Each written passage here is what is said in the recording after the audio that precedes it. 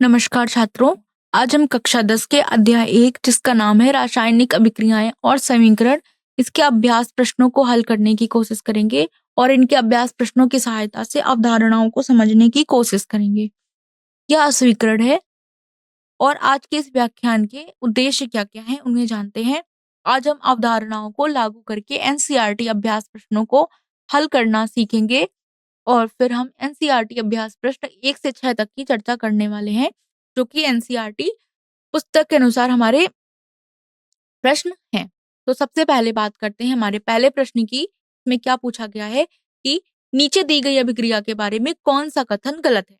अभिक्रिया है कि लेड ऑक्साइड कार्बन के साथ अभिक्रिया करता है और लेड बना देता है, साथ में कार्बन डाइऑक्साइड गैस भी बनाता है। तो आपके पास 4 विकल्प हैं। का, लेड अपचयित हो रहा है। खा, कार्बन डाइऑक्साइड में ऑक्सीकृत हो रहा है। कार्बन ऑक्सीकृत हो रही है। लेड ऑक्साइडों में अपचयित हो रहा है। तो आपको बताना है कि कौन से कथन गलत हैं। विकल्प है का खा, या फिर का गा, या फिर का खागा, या फिर सारे ही विकल्प गलत हैं। तो हम कैसे बताएंगे, आगे इसके हल को समझते हैं। तो यहाँ पर बताया गया है कि पदार्थ जो ऑक्सीकृत होते हैं, जो ऑक्सीजन प्राप्त करते हैं, उन्हें हम कहते हैं ऑक्सीकृत, और जो ऑक्सीजन खो देते हैं उन्हें हम कहते हैं अपचयित। ठीक है। तो यहाँ अगर हम इस अभिक्रिया की बात करें तो यहाँ पर अभिक्रिया क्या हो रही है, लेड ऑक्साइड कार्बन से अभिक्रिया करता है, लेड बनाता है, साथ में कार्बन डाइऑक्साइड गैस बना देता है। तो जब यह अभिक्रिया होती है, यहाँ पे लेड ऑक्साइड से जब लेड बन रहा है तो ऑक्सीजन क्या हो रहा है, लेड ऑक्साइड ऑक्सीजन खोता है, ऑक्सीजन हटाई गई है। यहाँ पे अपचयन हो रहा है, यानी कि लेड ऑक्साइड लेड में अपचयित हो रहा है। और जब हम हल को आगे बढ़ाएंगे, इस अभिक्रिया में कार्बन से कार्बन डाइऑक्साइड बनने की बात करेंगे तो कार्बन क्या करता है, ऑक्सीजन के साथ संयोजित होता है, यानी कि वहां पर ऑक्सीजन का संयोजन हुआ है, ऑक्सीजन को ग्रहण किया गया है। इसका मतलब यहाँ पर ऑक्सीकरण हुआ है, यानी कि कार्बन कार्बन डाइऑक्साइड में ऑक्सीकृत हुआ है। आगे बढ़ते हैं और अब हम कथनों की जांच करेंगे। जब कथनों की जांच करेंगे तो पहला विकल्प है लेड अपचयित हो रहा है। लेड अपचयित हो रहा है तो यहाँ पर लेड ऑक्साइड, लेड ऑक्साइडों में है जो अपचयित हो रहा है, ना कि तात्विक लेड। तो तात्विक लेड अपचयन का गुणनफल, मतलब कि यहाँ पर हम इसमें कहा गया है कि लेड अपचयित हो रहा है, जबकि यहाँ पर लेड ऑक्साइड अपचयित हो रहा है, लेड नहीं हो रहा। इसलिए हमारा पहला विकल्प गलत था। इस बात को समझने की, याद रखना, समझने की कोशिश करना कि लेड अपचयित होता है। यह सत्य है, लेड ऑक्साइड अपचयित हो रहा है, कार्बन डाइऑक्साइड में ऑक्सीकृत हो रहा है, बात कही गई है। तो यहाँ पर CO2 उत्पाद है, कार्बन में ऑक्सीजन मिलाई जाती है, लेकिन CO2 स्वयं आगे ऑक्सीकृत नहीं होता। तो कार्बन डाइऑक्साइड का ऑक्सीकरण नहीं हो रहा है, यहाँ पे कार्बन ऑक्सीकृत होता है और कार्बन डाइऑक्साइड बनाता है। तो कार्बन डाइऑक्साइड में ऑक्सीकरण हो रहा है, ये बात गलत है। इसके बाद अगर हम तीसरे विकल्प की बात करें कि कार्बन ऑक्सीकृत हो रहा है, तो हाँ, ये बिल्कुल सही है। कार्बन ऑक्सीजन के साथ मिलकर के ऑक्सीकृत होता है और कार्बन डाइऑक्साइड बनाता है, क्योंकि जब कार्बन ऑक्सीजन के साथ मिलेगा तो कार्बन एक ऑक्सीजन पर जो उसका आवेश होता है वो -2 होता है, तो 2 कार्बन पर मिलकर के 4 हो जाएंगे। तो एक कार्बन 2 ऑक्सीजन पर 4 हो जाएंगे माइनस का। अब उसे कार्बन डाइऑक्साइड में संतुलित होना है तो कार्बन पर +4 आना पड़ेगा, तब जाकर के वो संतुलित होगा। तो कार्बन पर +4 आ जाएगा। इस प्रकार यहाँ पे आवेश संतुलित हो जाएंगे, इसलिए कार्बन ऑक्सीकृत होता है, ये सत्य है। उसके बाद चौथा विकल्प है लेड ऑक्साइड दो में अपचयित हो रहा है। तो लेड ऑक्साइड ऑक्सीजन को खो करके लेड बनाता है, तो यह विकल्प सही है कि लेड ऑक्साइड अपचयित होता है। सही उत्तर का और खा है, जो कि हमारे गलत विकल्प थे। तो हमारे पहले प्रश्न को हमने समझ लिया, जो कि ऑक्सीकरण और चयन से संबंधित था। यानी कि अगर आपको पता है कि ऑक्सीकरण क्या होता है, अपचयन क्या होता है, तो आप इसे बड़ी आसानी से इसका उत्तर दे सकते हो। इसके बाद अब हम बढ़ते हैं अगले प्रश्न की ओर। हमारा प्रश्न संख्या 2, इसमें क्या पूछा गया है कि Fe2O3 एल्युमिनियम के साथ अभिक्रिया करती है तो Al2O3 और Fe बना देता है। यह अभिक्रिया किस तरीके की अभिक्रिया का उदाहरण है? यह एक संयोजन अभिक्रिया है, या एक द्विविस्थापन अभिक्रिया है, या एक वियोजन अभिक्रिया है, या फिर यह एक विस्थापन अभिक्रिया है? इसके बारे में आपको बताना है। तो अगर हम इनकी चर्चा करें और अगर इसके हल को देखें तो सबसे पहले हम अभिक्रिया की बात करेंगे। Fe2O3 Al यानी कि एल्युमिनियम के साथ अभिक्रिया करेगी और Al2O3 बनाएगी, यानी कि यहाँ पर ऑक्साइड बदल गया। एल्युमिनियम ने ऑक्सीजन को अपनी तरफ ले लिया और एल्युमिनियम ऑक्साइड बना दिया और आयरन यानी कि धातु को अलग कर दिया। अब ये कैसी अभिक्रिया है, अगर आपको ध्यान हो तो हमने एक अभिक्रिया पढ़ी थी। अब जब हम अभिक्रिया का विश्लेषण करेंगे तो हम देख सकते हैं कि एल्युमिनियम आयरन ऑक्साइडों में से आयरन को विस्थापित कर रहा है, तो यह है तो विस्थापन अभिक्रिया। लेकिन क्या ये एकल विस्थापन है या फिर ये द्विविस्थापन है, हमें यह समझने की जरूरत है। तो एल्युमिनियम एल्युमिनियम ऑक्साइड बना रहा है, यहाँ पर Al2 बना रहा है, Al2O3 बना रहा है, जिसे हम एल्यूमिना के नाम से भी जानते हैं। और आयरन एक मुक्त धातु के रूप में प्राप्त होती है, यहाँ पर मुक्त हो जाती है। यह एक ऐसी अभिक्रिया है जहां पर एक तत्व एक यौगिक से दूसरे को विस्थापित करता है। ऐसी अभिक्रिया जहां किसी तत्व को एक तत्व द्वारा विस्थापित कर दिया जाए, हटा दिया जाए या उसकी जगह ले ले, तो ऐसी अभिक्रियाओं को विस्थापन अभिक्रियाओं के नाम से जानते हैं, जहां पर विनिमय आपको देखने को मिलता है। तो यहाँ पर विस्थापन अभिक्रिया सही उत्तर होगा, क्योंकि सिर्फ एक तत्व को बदला गया है, यहाँ पे आयनों का विनिमय नहीं हुआ। अब द्विविस्थापन अभिक्रियाएं क्या होती हैं, अगर हम इनकी बात करें तो मान लो कि आपके पास एक धनायन है, एक ऋणायन है, दोनों ने आपस में अभिक्रिया करके कोई यौगिक बनाया हुआ है। कोई दूसरा एक और यौगिक है जहां पर एक धनायन है, एक ऋणायन है, उन्होंने भी आपस में अभिक्रिया करके कोई यौगिक बनाया हुआ होगा। अब मान लो एक का धनायन दूसरे के ऋणायन से संयुक्त हो जाए और दूसरे का ऋणायन दूसरे के धनायन से संयुक्त हो जाए और वो आपस में अपने आयनों की अदला बदली कर लें, तो इस प्रकार की अभिक्रिया को द्विविस्थापन अभिक्रिया कहते हैं, जहां पर आयनों का विनिमय होता है। लेकिन जहां पर बस एक तत्व उस तत्व की जगह पर आ जाए, तो वहां उसे हम कहते हैं विस्थापन एकल विस्थापन अभिक्रिया। इस कारण हमारा विकल्प घ सही उत्तर होगा, यानी कि यह एक विस्थापन अभिक्रिया है, द्विविस्थापन अभिक्रिया नहीं है। तो इस प्रकार हमने इस प्रश्न का भी सही उत्तर ढूंढा। अब हम बात कर देते हैं अपने अगले प्रश्न की, जो कि है प्रश्न संख्या 3, और देखते हैं कि यहाँ क्या पूछा हुआ है। तो प्रश्न है कि क्या होता है जब तनु हाइड्रोक्लोरिक अम्ल को लोहे के बुरादे में मिलाया जाता है। लोहे का बुरादा है, उसमें हमने तनु हाइड्रोक्लोरिक अम्ल मिलाया, तो क्या होता है। उत्तर आपके पास विकल्प आपको दिए हुए हैं और आपके विकल्प हैं, पहला विकल्प हाइड्रोजन गैस और आयरन क्लोराइड उत्पन्न होते हैं, दूसरा विकल्प क्लोरीन गैस और आयरन हाइड्रोक्साइड उत्पन्न होते हैं, कोई अभिक्रिया नहीं होती, आयरन लवण और जल उत्पन्न होते हैं। तो हमें सही उत्तर की पहचान करनी है, हमें क्या प्राप्त होता है ये बताना है। तो देखो, अब इस प्रश्न के हल को हम देखेंगे और समझेंगे क्या इसका हल है। तो देखो, जब भी कोई धातु अम्ल के साथ अभिक्रिया करती है, तो वहां पर एक एकल विस्थापन अभिक्रिया होती है। वहां पर जब कोई धातु अम्ल के साथ अभिक्रिया करती है, तो वह हाइड्रोजन को अम्ल से विस्थापित कर देती है, जिससे एक लवण बनता है और हाइड्रोजन गैस निकलती है। इस अभिक्रिया को एकल विस्थापन अभिक्रिया कहते हैं। और इस प्रक्रिया को जब क्या होता है, यहाँ पे धातु लवण का हिस्सा बन जाती है, जबकि हाइड्रोजन गैस के रूप में निकल जाती है। यह अभिक्रिया हमें यह समझने में मदद करती है कि धातुएं अम्लों के साथ कैसे प्रक्रिया करती हैं। तो यह हमें विद्युत रासायनिक जो हमने वो रासायनिक सक्रियता श्रेणी देखी थी, उसके आधार पर भी हम बहुत आसानी से बता सकते हैं। तो उस आधार पर हम धातुओं की अभिक्रियाशीलता के क्रम में उनको व्यवस्थित करते हैं धातुओं को, और उनकी अभिक्रियाशीलता का क्रम हम बताते हैं वहां से। तो यहाँ क्या हमने देखा कि अब एक धातु अम्लों से जब क्रिया करेगी तो हाइड्रोजन मुक्त करेगी। अब हमने हमारे पास जो प्रश्न में क्या दे रखा था, धातु कौन सी थी, प्रश्न में हमें आयरन धातु दे रखी थी और अम्ल दे रखा था हाइड्रोक्लोरिक अम्ल। अब अगर आयरन जो कि ठोस अवस्था में होगी, हाइड्रोक्लोरिक अम्ल जो कि विलयन अवस्था में होगा, उसके साथ अभिक्रिया करेगी, तो वहां पर लवण बनाएगी FeCl2 और साथ में हाइड्रोजन गैस मुक्त करेगी। तो यह एक सरल विस्थापन अभिक्रिया होती है, जहां पर एक धातु अम्ल के साथ अभिक्रिया करती है और हाइड्रोजन गैस मुक्त करती है।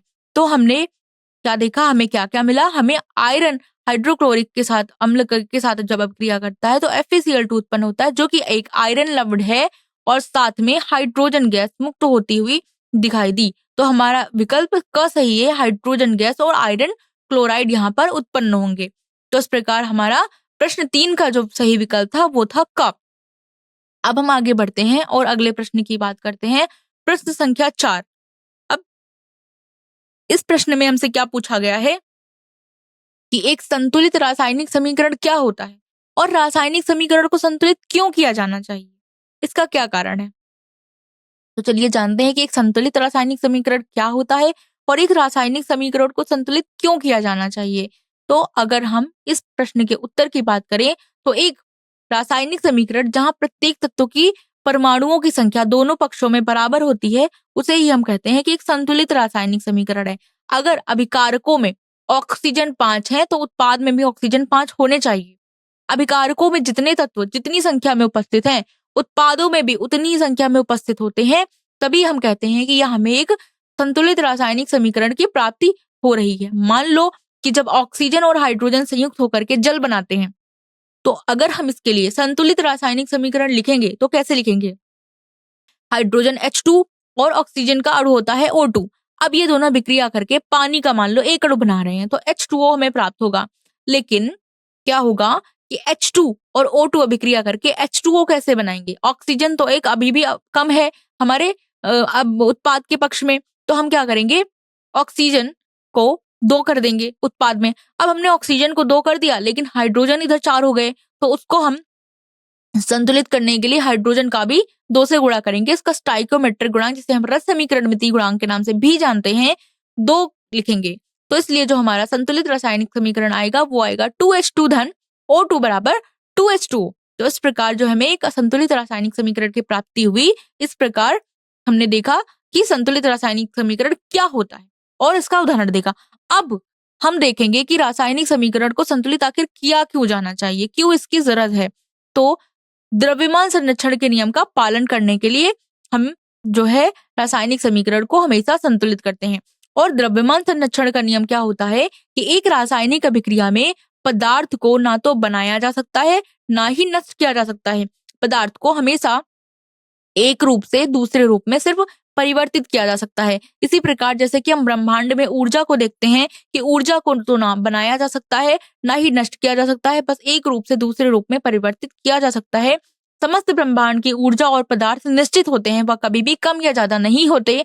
इस कारण द्रव्यमान संरक्षण के नियम का हमेशा पालन होता रहे, इसलिए हम रासायनिक समीकरण को संतुलित करते हैं कि अगर हमने अभिकारक में इतने मोल कुछ लिया था, कोई तत्व लिया था, तो हमारे पास उत्पाद में भी उतना ही मोल बनना चाहिए।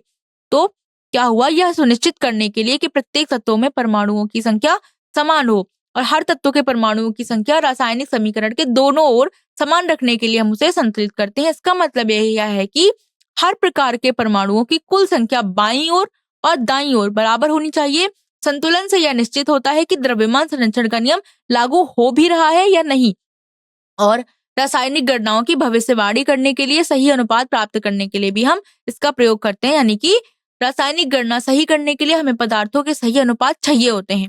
इससे हमें यह पता चलता है कि कितना उत्पाद बनेगा या कितना अभिकर्मक हमें चाहिए होगा। इन अनुपातों को समझना रसायन विज्ञान के प्रश्नों को सटीक रूप से हल करने के लिए बहुत जरूरी है। इससे हमारे परिणाम भरोसेमंद और सुरक्षित रहते हैं। इसलिए रासायनिक समीकरणों का संतुलन बहुत जरूरी होता है, ताकि रासायनिक गणना और भविष्यवाणी करने के लिए हमें सही अनुपात मिल सके। अब हम अगर बात करें अपने अगले प्रश्न की, तो इसमें क्या पूछा गया है कि नीचे दिए गए कथनों को रासायनिक समीकरणों में लिखिए, फिर उन्हें संतुलित करिए। जैसे जैसे कथन दिए गए हैं उनके लिए आपको वैसे वैसे रासायनिक समीकरण लिखने हैं और संतुलित करने के साथ लिखने हैं। तो पहला विकल्प है कि हाइड्रोजन गैस नाइट्रोजन के साथ मिलकर अमोनिया बनाती है, इसके लिए समीकरण लिखना है। तो हमने ये तो बहुत बार पढ़ा है, इससे हम अमोनिया कैसे बनाते हैं और इस प्रक्रम को क्या कहते हैं आगे हम जानेंगे जब इस प्रश्न का हल देखेंगे। और खा है कि हाइड्रोजन सल्फाइड गैस हवा में जलकर पानी और सल्फर डाइऑक्साइड गैस देती है, ये आपको संतुलित करके लिखना है। फिर गा विकल्प है कि बेरियम क्लोराइड एल्युमिनियम सल्फेट के साथ अभिक्रिया करके एल्युमिनियम क्लोराइड और बेरियम सल्फेट का अवक्षेप देता है। अगर याद हो आपको तो हमने यह एक क्रियाकलाप भी किया था जिसमें हमने द्विविस्थापन अभिक्रिया को समझा था। उसके बाद घ विकल्प हम देखेंगे पोटेशियम धातु पानी के साथ अभिक्रिया करके पोटेशियम हाइड्रोक्साइड और हाइड्रोजन गैस देती है। तो चारों के लिए एक एक करके हम चारों विकल्पों के लिए अभिक्रिया लिखेंगे और संतुलित अभिक्रिया यानी कि संतुलित रासायनिक समीकरण भी लिखेंगे। चलिए बढ़ते हैं। हमारा पहला विकल्प है कि हाइड्रोजन गैस नाइट्रोजन के साथ मिलकर के अमोनिया बनाती है। तो अगर याद हो तो ये प्रक्रिया बहुत ज्यादा उपयोगी होती है, जिसे हम हैबर प्रक्रिया कहते हैं। अमोनिया का उपयोग कहाँ कहाँ होता है? उर्वरक बनाने में इसका बहुत उपयोग होता है, पौधों के विकास के लिए बहुत ज्यादा महत्वपूर्ण होती है। तो हाइड्रोजन और नाइट्रोजन मिलकर के अमोनिया बनाते हैं, जो फसलों के विकास के लिए बहुत ज्यादा उपयोगी होती है। तो हम क्या करते हैं, हाइड्रोजन और नाइट्रोजन जब आपस में अभिक्रिया करते हैं तो अमोनिया बनाते हैं। तो हमें पहले क्या करना है, साधारण समीकरण लिख लेना है, जो बोला गया है वो लिख देना है। यानी कि हाइड्रोजन गैस का एक अणु H2 और नाइट्रोजन गैस का एक अणु N2 लेंगे और अमोनिया बना देंगे, यानी कि NH3 बन जाएगा। अब अगर इसे हम संतुलित करके लिखेंगे तो हम पहले नाइट्रोजन परमाणुओं को संतुलित करेंगे। तो आप देख सकते हैं N2 है आपके अभिकारक पक्ष में, तो हम क्या करेंगे, उत्पाद पक्ष में भी 2 नाइट्रोजन लिख देंगे। लेकिन हाइड्रोजन तो 6 हो गए और अभिकारक में 2 हैं, तो हम क्या करेंगे 3 हाइड्रोजन लिख लेंगे, तो 3 से गुणा कर देंगे हाइड्रोजन का, तो हमारे पास जो संतुलित रासायनिक समीकरण आ जाएगा वो आ जाएगा 3H2 धन N2, जो कि गैस के रूपों में है, तो दोनों में गैस गैस लिखा हुआ है, और 2NH3 बना देगा। तो इस प्रकार अमोनिया का निर्माण होता है। अब हम आगे बढ़ते हैं और विकल्प ख में क्या बोला गया है उसकी बात करेंगे। यहाँ पे बोला गया है कि हाइड्रोजन सल्फाइड गैस हवा में जलकर जल और सल्फर डाइऑक्साइड गैस देती है। तो जब हम किसी भी पदार्थ को हवा की उपस्थिति, वायु की उपस्थिति में चलाते हैं, यानी कि वहां पे ऑक्सीजन की उपस्थिति हो, तो उसे हम क्या कहते हैं, उसे हम दहन के नाम से भी जानते हैं। तो हमें इस दहन प्रक्रिया के लिए समीकरण लिखना है। बोला क्या गया है, हाइड्रोजन सल्फाइड यानी कि H2S गैस ऑक्सीजन के साथ अभिक्रिया करेगी, O2 के साथ अभिक्रिया करेगी, H2O बना देगी, जल बना देगी, साथ में सल्फर डाइऑक्साइड गैस मुक्त होगी। तो संतुलित करने की अगर हम चरण की बात करें, तो अब देखो दोनों तरफ ऑक्सीजन की गिनती देखो, आपको अभिकारकों में 2 ऑक्सीजन दिख रहे हैं, लेकिन उत्पाद के पक्ष में 3 ऑक्सीजन दिख रहे हैं। तो हम क्या करेंगे कि H2S धन O2 और पानी की तरफ 2 से गुणा कर देंगे, तो हमारे पास आपको कितने ऑक्सीजन दिख रहे हैं, अब आपको दिख रहे हैं 4 ऑक्सीजन उत्पाद की तरफ। तो हम क्या करेंगे, संतुलित करने के लिए हाइड्रोजन से का 2 से गुणा कर देंगे। जब हम हाइड्रोजन का 2 से गुणा कर देंगे तो 2H2S प्लस O2, क्योंकि अब हमें हाइड्रोजन को संतुलित करना है। जब हम हाइड्रोजन को संतुलित करेंगे तो आप देख सकते हो उत्पाद की तरफ आपको 4 हाइड्रोजन दिख रहे थे, लेकिन अभिकारक की तरफ 2 ही थे, तो 2 से गुणा कर दिया। 2H2 प्लस O2 बराबर 2H2O और SO2। अब हम क्या करेंगे, सल्फर को संतुलित करेंगे। तो आपने जब शुरू में अभिक्रिया ली थी तो हमारे दाहिने पक्ष में 1 सल्फर था और बाएं पक्ष में भी 1 सल्फर था। अब हमने जब इतना समीकरण को संतुलित कर लिया, तो हम सल्फर अभी देख सकते हैं, जब हमने ऑक्सीजन और हाइड्रोजन को संतुलित कर लिया तो हमारे पास जो नया समीकरण आया उसमें जब हम सल्फर को देखेंगे तो सल्फर भी आपको 2 लेने पड़ेंगे। तो सल्फर भी जब आप 2 लेंगे तब ऑक्सीजन कितने हो गए, बाएं पक्ष में 4 2 6 हो गए और दाएं पक्ष में अभी भी 2 हैं। तो अब हम फिर से ऑक्सीजन को और संतुलित करेंगे और ऑक्सीजन को भी 6 बराबर करने के लिए 3 से गुणा करेंगे। तो हमारे पास जो समीकरण निकल करके आएगा वो आएगा संतुलित समीकरण H2S धन 3O2 बराबर क्या हो जाएगा, 2H2O प्लस 2SO2। तो इस प्रकार हमने यहाँ पे देखा कि किस प्रकार हम रासायनिक अभिक्रिया को संतुलित करेंगे। अब हमारा विकल्प ग क्या था कि बेरियम क्लोराइड एल्युमिनियम सल्फेट के साथ अभिक्रिया करता है, एल्युमिनियम क्लोराइड और बेरियम सल्फेट का अवक्षेप देता है, इसके लिए हमें समीकरण लिखना है। तो हमने द्विविस्थापन अभिक्रियाएं जब पढ़ी थी तो यह भी पढ़ा था कि बेरियम क्लोराइड एल्युमिनियम सल्फेट के साथ अभिक्रिया करेगा, एल्युमिनियम क्लोराइड बना देगा, बेरियम सल्फेट बनाएगा। तो किस प्रकार लिखेंगे इसके लिए, तो यहाँ पे बेरियम क्या करता है, अब इस अभिक्रिया को संतुलित करके लिखना है। जब इस अभिक्रिया को संतुलित करना है तो हमने पढ़ा है क्या, ये कैसी अभिक्रिया है, ये द्विविस्थापन अभिक्रिया, इतना आप समझ गए। यहाँ पे आयनों का आदान प्रदान किया जा रहा है, बेरियम ने सल्फेट ले लिया और एल्युमिनियम ने क्लोराइड ले लिया, लेकिन अब इसे संतुलित कैसे करेंगे, तो हम बेरियम और सल्फेट आयनों को पहले संतुलित करेंगे। आप देख सकते हैं कि पहले हमने बेरियम को संतुलित किया, हमने हमने पहले सल्फेट को संतुलित किया, हमारे पास 3 सल्फेट थे। जब हमारे पास 3 सल्फेट थे तो हम क्या करेंगे, दूसरी तरफ 3 बेरियम के पहले 3 लगा देंगे, हमारा जो स्टाइकोमीटर गुणांक हो जाएगा 3 हो जाएगा, सल्फेट संतुलित हो गए। लेकिन सल्फेट संतुलित तो हो गए, लेकिन बेरियम 3 हो गए उत्पाद में, और जब बेरियम उत्पाद में 3 हो गए तो हमें क्या करना होगा, अभिकारक में भी 3 से गुणा करना होगा बेरियम से। लेकिन अब क्लोरीन 6 हो गए, क्लोरीन 6 हो गए और क्लोरीन दूसरी तरफ 3 थे। अब जब क्लोरीन 3 थे तो हमें क्लोरीन को संतुलित करना होगा, तो क्लोरीन के पहले हमने 2 लगा दिया और इस प्रकार एल्युमिनियम भी संतुलित हो गया और क्लोरीन भी संतुलित हो गया। तो हमारे पास जो इसका रासायनिक समीकरण निकला संतुलित करने के बाद, वो क्या निकला, 3BaCl2 प्लस Al2SO4 का whole thrice 2AlCl3 plus 3BaSO4। तो इस तरीके से हमने ये वाला भी समीकरण संतुलित कर लिया। अब हम बढ़ते हैं आगे अपने प्रश्न की ओर और बात करते हैं विकल्प घ की। और हमारे विकल्प घ में कौन सी अभिक्रिया बोली गई थी, वहां पे बोला गया था पोटेशियम धातु पानी के साथ अभिक्रिया करके पोटेशियम हाइड्रोक्साइड में और हाइड्रोजन गैस में बदल जाती है। तो पोटेशियम धातु पानी के साथ अभिक्रिया कैसे करेगी, K प्लस H2O बनाएगा, KOH प्लस H2। तो यहाँ आप देख सकते हैं कि क्या संतुलित नहीं है, तो यहाँ पर दोनों तरफ हाइड्रोजन की गिनती देखो। आप अगर अभिकारकों में देखोगे तो 2 हाइड्रोजन है, उत्पाद में 3 है, तो हम क्या करेंगे, दूसरी तरफ KOH में 2 लगा देंगे। तो यहाँ से क्या होगा कि हाइड्रोजन हो गए 4, अभी भी कुछ संतुलित नहीं हुआ, हम पोटेशियम को 2 कर देंगे तो 2 पोटेशियम H2O 2 KOH H2। यहाँ से पोटेशियम तो बराबर हो गए, लेकिन अभी भी ऑक्सीजन संतुलित नहीं है। तो हम क्या करेंगे, पानी के पहले 2 से गुणा कर देंगे। जब हम पानी के पहले 2 से गुणा कर देंगे तो आप बाएं पक्ष में देखो 2 पोटेशियम, दाएं पक्ष में भी 2 पोटेशियम, बाएं पक्ष में 4 हाइड्रोजन, दाएं पक्ष में भी 4 हाइड्रोजन, 2 ऑक्सीजन बाएं पक्ष में, 2 ऑक्सीजन दाएं पक्ष में। तो हमारा समीकरण हो गया वो संतुलित हो गया और वो बनेगा 2K + 2H2O बराबर 2KOH + H2। और आपको इनकी भौतिक अवस्थाओं का ध्यान रखना है। अगर पोटेशियम है तो हमने ठोस अवस्था में लिया है, इसलिए हमने S लिखा है, मतलब सॉलिड।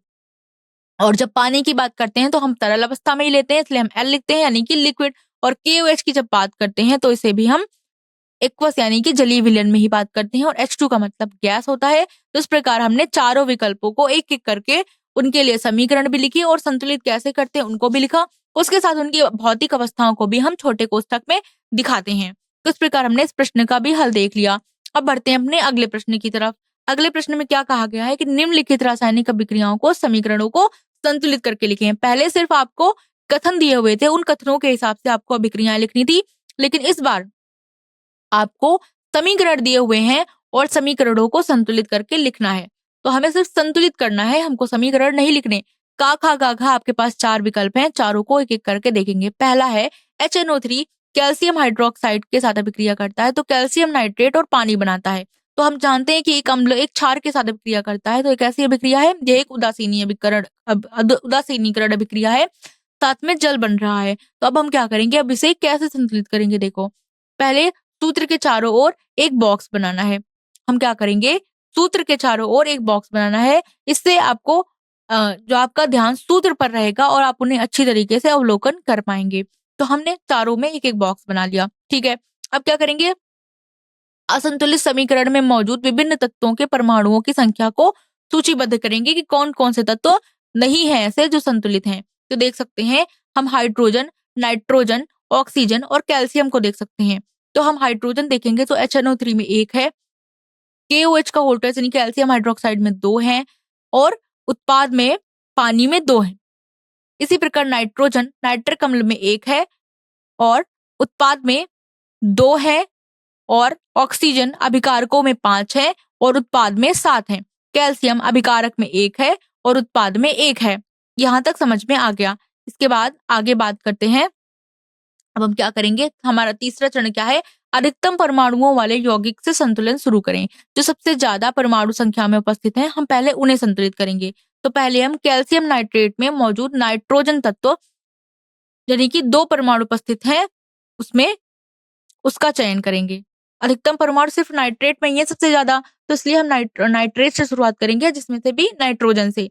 तो नाइट्रोजन को संतुलित करने के लिए HNO3 से पहले 2 का गुणा करेंगे और इस प्रकार नाइट्रोजन की संख्या बराबर हो जाएगी। तो यहाँ हमारा जो समीकरण आया वो आया कि हमने पहले HNO3 के पहले 2 का गुणा कर दिया। अब परमाणुओं की संख्या फिर से गिनेंगे। जब हम परमाणुओं की संख्या फिर से गिनेंगे तब यहाँ पर H यानी कि हाइड्रोजन अभिकारक में 4 है, उत्पाद में 2 है। नाइट्रोजन अभिकारक में 2 है, उत्पाद में 2 है, बराबर हो गए। ऑक्सीजन अभिकारक में 6 है और उत्पाद में 7 है। अभिकारक में 8 है और उत्पाद में 7 है। और कैल्शियम अभिकारक में 1 है और उत्पाद में भी 1 ही है। तो ये तो बराबर ही है। अब आगे अगर हम बात करें कि अब क्या करेंगे, तो हम ऑक्सीजन परमाणुओं को संतुलित करेंगे। ऑक्सीजन संतुलित नहीं है, यानी कि दाईं ओर अगर हम बाईं ओर बात करते हैं तो 8 है और दाईं ओर 7 है। बाईं ओर 7 है और दाईं ओर आपको 7 दिखेंगे यहाँ से। अब हम क्या करेंगे, इनको संतुलित करेंगे। तो जल में ऑक्सीजन का पानी के गुणांक को बढ़ाकर हम इसको संतुलित करेंगे। तो हम पानी के साथ 2 का गुणा कर देंगे। फिर हम क्या करेंगे कि हाइड्रोजन परमाणुओं की अब जांच करेंगे, और जब हम हाइड्रोजन परमाणुओं की जांच करेंगे तो हम क्या देखेंगे कि हमारे पास कितने हाइड्रोजन परमाणुओं की कमी है। जब हम बाईं ओर बात करेंगे तो हमें वहां पे 4 मिलेंगे हाइड्रोजन और दाईं ओर भी 4 मिलेंगे। इसके बाद हम क्या करेंगे, सभी परमाणुओं को सत्यापित करेंगे। फिर हम देख सकते हैं कि हमारे पास हाइड्रोजन भी 4 है, उत्पाद में भी 4 है। नाइट्रोजन अभिकारकों में भी 2 है, उत्पाद में भी 2 है। ऑक्सीजन भी 8 है और उत्पाद में भी 8 हो चुके हैं। कैल्शियम 1-1 हो चुका है। तो इस प्रकार हम अपने रासायनिक अभिक्रियाओं को संतुलित करते हैं। तो वे तत्व जो संतुलित हैं। उसके बाद 5वां चरण यह है कि गुणांकों के अर्थात अंतिम संतुलित समीकरण जब हम लिखेंगे तो किस प्रकार लिखेंगे, 2HNO3 प्लस कैल्शियम मतलब CaOH का होल ट्वाइस कैल्शियम हाइड्रोक्साइड बराबर कैल्शियम नाइट्रेट और वाटर यानी कि पानी। इस प्रकार हम इसे लिखेंगे। इसी प्रकार हम विकल्प खा को भी संतुलित कर लेंगे। पहले क्या करेंगे, जैसे जैसे हमने पहले के लिए किया कि सोडियम हाइड्रोक्साइड की अभिक्रिया सल्फ्यूरिक अम्ल के साथ होती है तो सोडियम सल्फेट और पानी बनता है। यह एक उदासीनीकरण अभिक्रिया, यहाँ पर भी एक अम्ल एक क्षार अभिक्रिया करके लवण बनाते हैं। और इसके संतुलित करने के भी चरण कुछ इस प्रकार हैं कि पहले यहाँ पर भी हम बॉक्स बनाएंगे। जब बॉक्स बना लेंगे तो जो भी असंतुलित समीकरण में मौजूद विभिन्न तत्वों हैं उनको हम सूचीबद्ध करेंगे। तो इस प्रकार हम सूचीबद्ध करेंगे और देख सकते हैं कि अभिकारक में कितने कौन से तत्व उपस्थित हैं और उत्पाद में कौन से तत्व उपस्थित हैं। तो यहाँ आप देख सकते हो सिर्फ सल्फर और ऑक्सीजन जो है संतुलित है, सोडियम और हाइड्रोजन संतुलित नहीं है, हमें उन्हें संतुलित करना है। उसके बाद जब हम इन्हें संतुलित करेंगे तो उस यौगिक से संतुलन शुरू करना है जहां पर अधिकतम परमाणु है। तो Na2SO4 यानी कि सोडियम सल्फेट एक ऐसा तत्व है जहां पर यौगिक है जहां पर सबसे ज्यादा परमाणु है और सोडियम से हम संतुलन शुरू करेंगे। तो NaOH से पहले 2 का गुणा कर देंगे बाईं ओर। जब इस प्रकार गुणा कर देंगे तो हमारे ऑक्सीजन और हाइड्रोजन की संख्या में भी परिवर्तन हो जाएगा। फिर से हम इन्हें सूचीबद्ध करेंगे और इस बार फिर से हमें कुछ परिवर्तन देखने को मिलेगा। इसके बाद हम क्या करेंगे कि अब हम हाइड्रोजन परमाणुओं को पानी के गुणांकों को बदलकर संतुलित करेंगे और जब इन्हें हम संतुलित कर लेंगे फिर हम परमाणुओं की जांच करेंगे। उसके बाद जांच के बाद हम क्या करेंगे कि अंतिम संतुलित समीकरण लिख लेंगे और हम ये तब तक करते रहते हैं जब तक कि हमारे सारे परमाणु संतुलित ना हो जाएं। हर बार परमाणुओं की संख्या की जांच करते हैं। तो इस प्रकार एक एक चरण पूरा करके हम अपने समीकरण को संतुलित करते हैं। अब आगे बढ़ते हैं और विकल्प गा की बात करते हैं। यहाँ पर सोडियम क्लोराइड AgNO3 के साथ अभिक्रिया करता है सिल्वर नाइट्रेट के साथ और सिल्वर क्लोराइड बना देता है, साथ में सोडियम नाइट्रेट बनाता है। तो यहाँ पर द्विविस्थापन अभिक्रिया आप देख सकते हैं। यहाँ पर आयनों की अदला बदली कर ली गई है। यह एक द्विविस्थापन इसलिए अभिक्रिया कहलाती है। तो इसको संतुलित करने के लिए भी हम बिल्कुल वही काम करेंगे कि पहले बॉक्स बना लेंगे।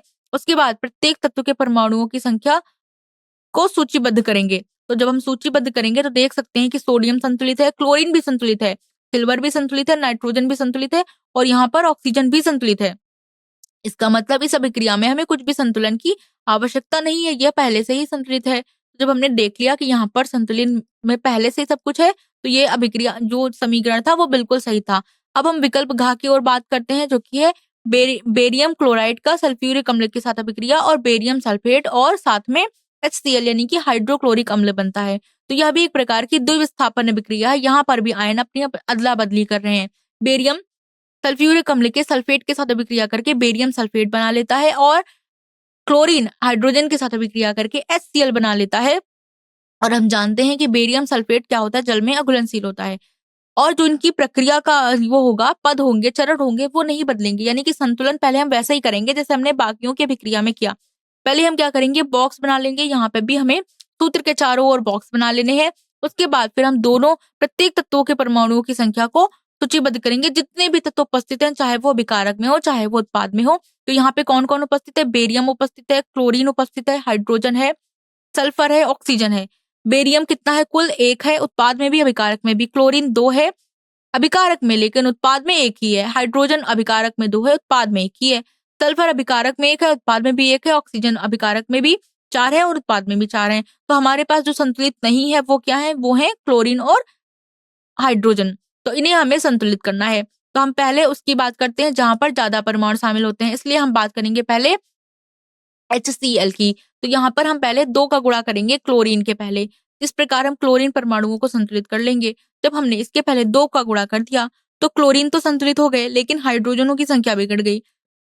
नहीं, हाइड्रोजन भी अपने आप संतुलित हो गया क्योंकि वहां पर पहले 2 थे अभिकारक में और उत्पाद में 1 था। तो 2 लगाते ही पूरा समीकरण एक बार में संतुलित हो गया।